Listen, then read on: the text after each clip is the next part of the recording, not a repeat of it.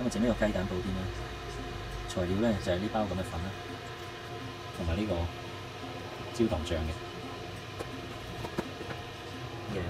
滾水倒落去，咁一個杯咧就大概250度先。好，咁而家啲水咧滾啦，首先咧我將佢倒入2個杯先。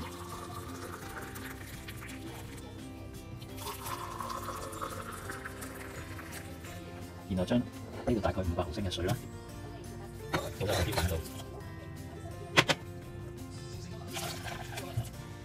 跟住咧就攪勻佢啦，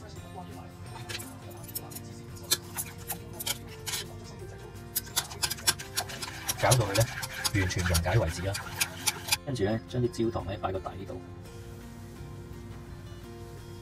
鍾意食甜咧就可以擺多啲。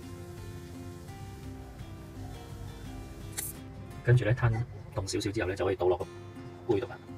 呢個動作要慢啦。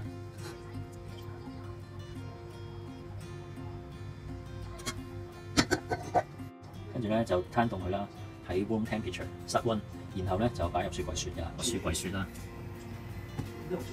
都攤凍咗差唔多半個鐘，先好擺落個雪櫃。2個都放晒落去，揾2個蓋冚埋佢啦。